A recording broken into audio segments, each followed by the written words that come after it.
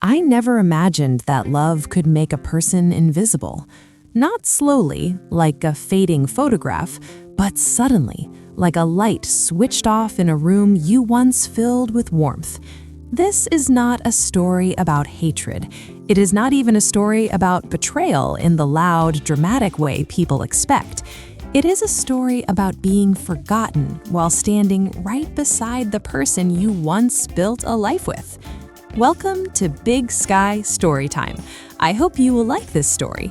Before listening to the story, I request you that if you have not subscribed to my channel, please subscribe to my channel and make the video a worthy one. Let's go to the story. My name does not matter. What matters is that I was his wife long before he became someone the world admired. When I met Daniel, he was nobody special by society's standards. He had no title that impressed strangers, no savings to speak of, and no connections that opened doors. What he did have was a shy smile, tired eyes full of ideas, and hands that shook slightly when he talked about his dreams. We met at a community college library, both of us pretending to study while actually trying to survive life. I was working 2 part-time jobs back then, one at a grocery store, the other cleaning offices at night. Daniel was studying business administration, hoping it would be his way out of a childhood shaped by instability and debt. We bonded over cheap coffee, shared notebooks, and the unspoken understanding that life had already been hard on us, but we still believed it could get better. When he asked me to marry him, he did it without a ring. We were sitting on the steps outside our apartment building, the paint peeling behind us, the air smelling faintly of rain and car exhaust. "I can't give you much," he said, staring at his hands. "I don't need much," I replied, and I meant it. Our first apartment was small enough that the kitchen and living room felt like the same space. The heater worked only when it felt like it, and the windows rattled whenever a truck passed by. But we laughed there. We cooked cheap meals and ate them straight from the pan. We planned a future that felt close enough to touch. I believed in Daniel with a faith that surprised even me. When he doubted himself, I reminded him who he was becoming.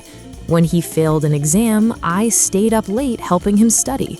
When his internship fell through, I told him it was only a detour, not the end of the road. After we married, life did not magically improve. In fact, it got harder.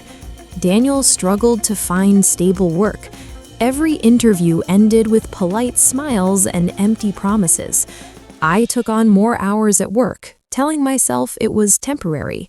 I paid the rent, the utilities, the groceries. I learned how to stretch a paycheck until it barely resembled money anymore.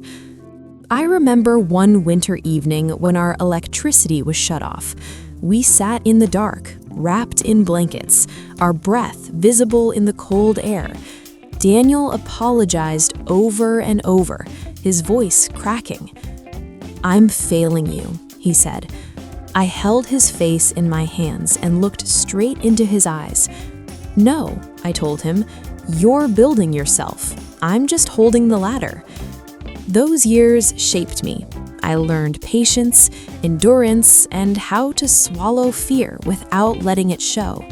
I learned how to smile when I was exhausted, how to encourage someone else while quietly setting my own dreams aside. When Daniel finally got his first real job, it felt like a victory we both had earned. It didn't pay much, but it was a start.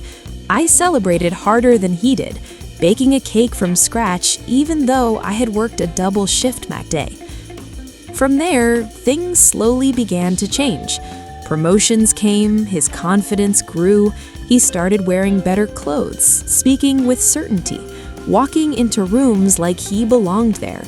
I loved watching him transform. Every success felt like a shared achievement, proof that our sacrifices meant something.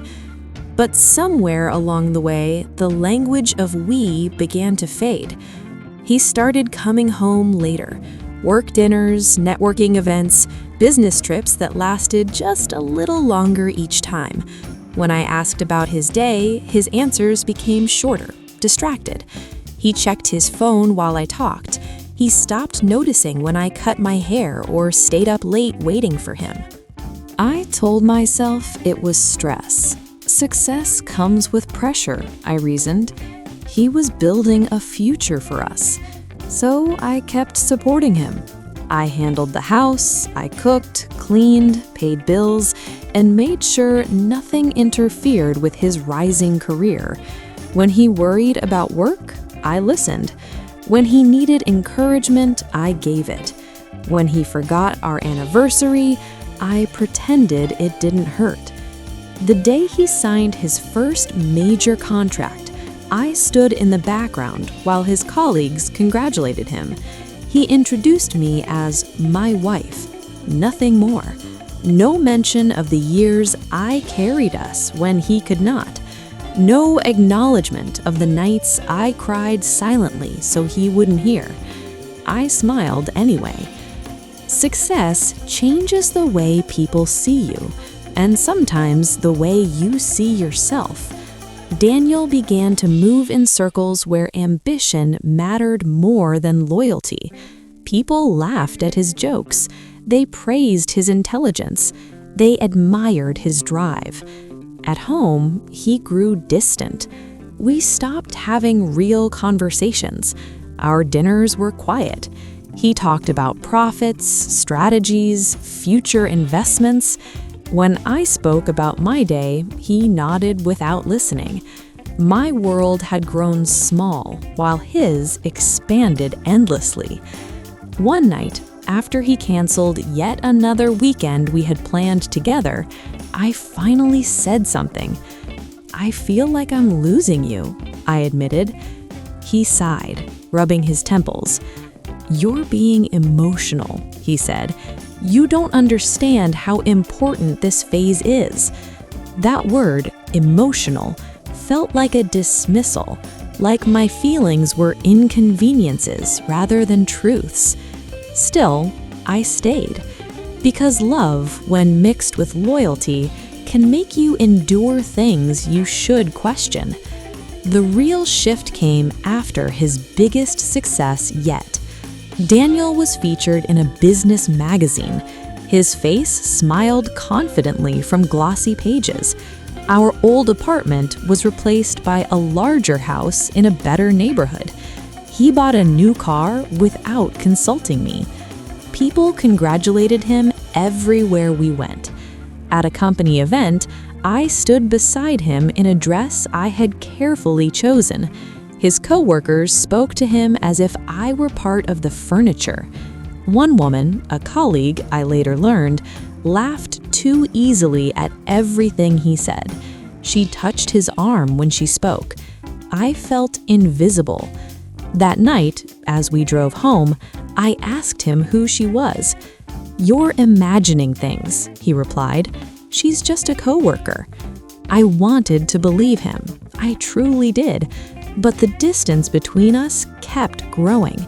He started protecting his phone, turning it face down, stepping away to take calls. He criticized me more, my appearance, my opinions, my lack of ambition. Once, during an argument, he said words that changed something inside me forever. "I need someone who fits into the life I'm building now." I didn't respond. I couldn't, because suddenly I understood. I was part of the foundation, but not part of the view. The woman who had stood beside him when he had nothing no longer matched the image of the man he had become. Weeks later, he sat me down at the kitchen table. His tone was calm, rehearsed. "I think we've grown apart," he said. "I need space." Space, after all the years I gave him room to grow. I didn't beg. I didn't shout. I simply listened as he explained how he needed to find himself, how he felt held back, how he wanted something different now. He moved out shortly after. The silence he left behind was heavier than any argument we ever had. I walked through the house and saw my sacrifices everywhere. In the furniture I chose, the meals I once cooked, the dreams we had planned together. And yet, I was alone. Healing did not come quickly. There were nights I questioned my worth, wondering if loyalty had been a mistake. I replayed memories, searching for the moment I should have walked away sooner. But time has a way of revealing truths we cannot see while we are bleeding. I began to rebuild myself, not as someone's support system, but as my own person. I pursued the dreams I had postponed. I learned that love should not require erasing yourself to make room for someone else's success. Years later, I heard about Daniel again. His career had stalled. The admiration faded when results slowed. The people who surrounded him during his rise disappeared just as easily. Success, I learned, is loyal only when it is profitable. One afternoon, he called me. "I should have appreciated you more," he said quietly. I listened without anger, without bitterness. I did appreciate you, even when you didn't see it. That was the last time we spoke. Today, I no longer define myself by what I endured for someone else. But I also do not regret loving deeply when he had nothing. That love was real. It was honest. It shaped me into someone strong enough to survive being forgotten. If there is a lesson in my story, it is this. Never confuse someone's success with their character, and never make yourself smaller so someone else can shine, because the right person will remember who stood beside them in the dark long after the lights come on.